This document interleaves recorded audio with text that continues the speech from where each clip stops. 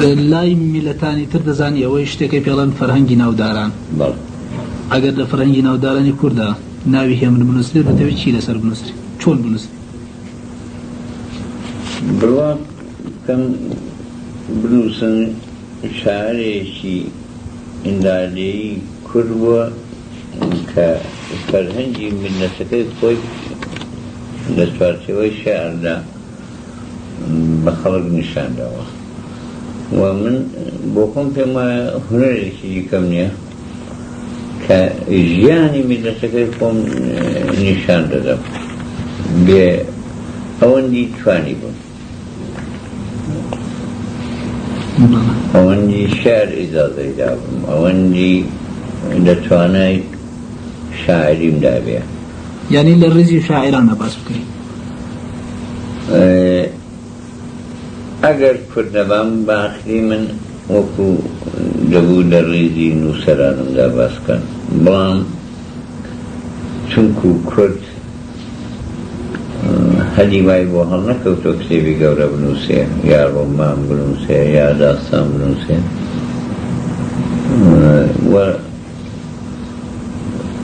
حتا مەقالەی سیاسی بنووسێ دەنا من بۆ خۆم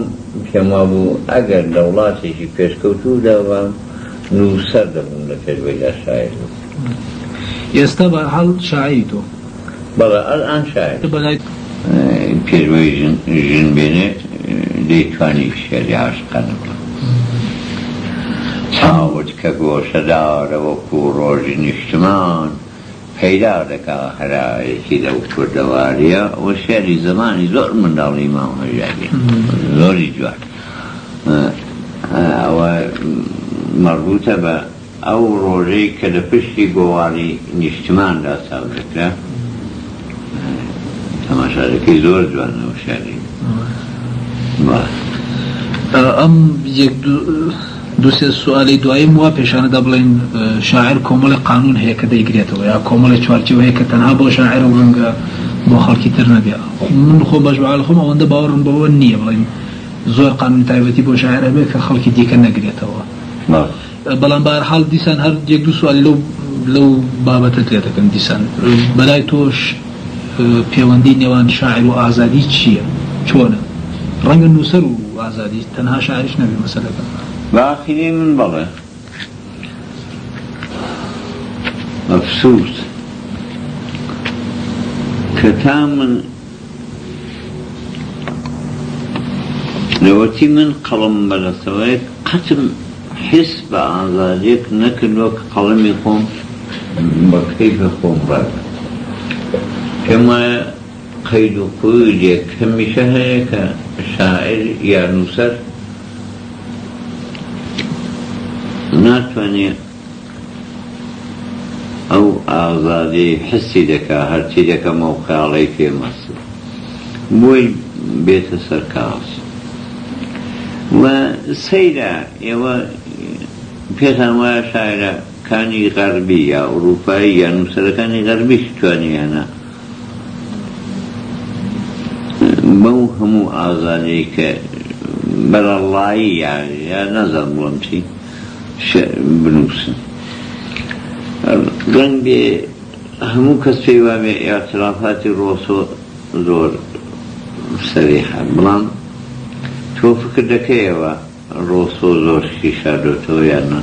پێما زۆر شتی شاردۆتەوە ڕۆسۆ زۆر سەریحی قسە لە هەموو کەس سەریحتری نووسیوە بەڵام ئایا شاعرێک ئینسان نییە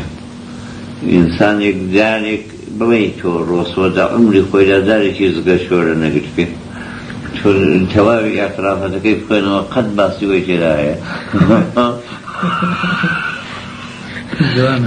کەواموو کاکە بەڕاستی قەت ئەو ئازادەی کە ئیدیئالە بۆ شاعر و نووسن دەی بەتایبەتی شەرقیدی بۆ خۆ دەزانی شەرق ئەو پەڕی باخری من هەڵ نەکەوتووە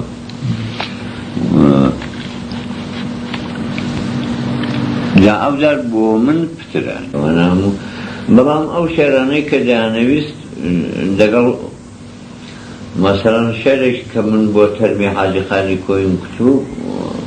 ڕۆزنامەکەی خۆ من حازر نەبوو تەرفیکاری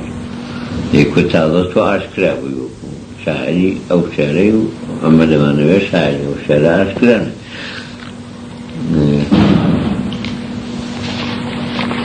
و تەنیا شێرێکە من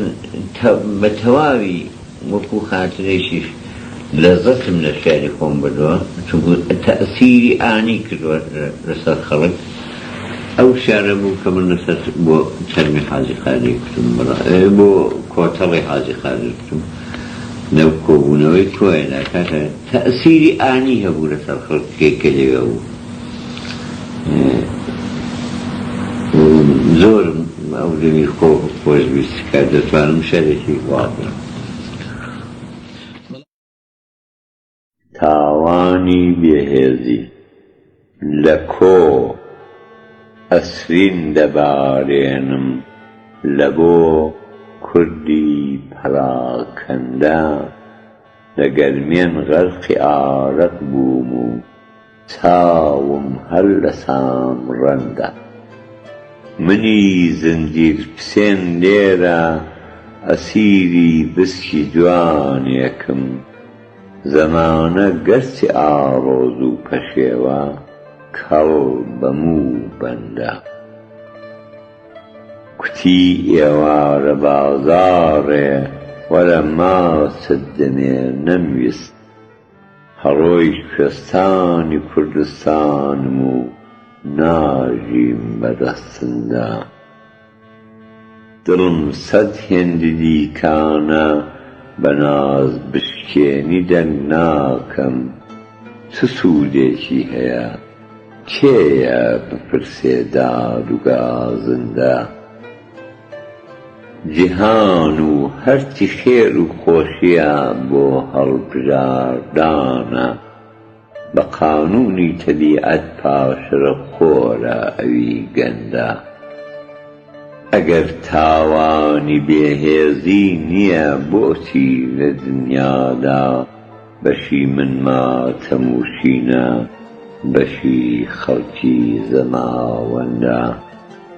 بە مردوویش نیشانەی گولەیە ئەو کەللە پرشۆرە ئەوێستاش دەرسی سەربازی دەڕێ ئەو شاعرە ڕەندە سەری تازیم لەبەر تۆ دانواندن فەخرە بۆ هێمن بژی حاجی کە کێوی هیمەتت سەد هێندی ئەلوەندە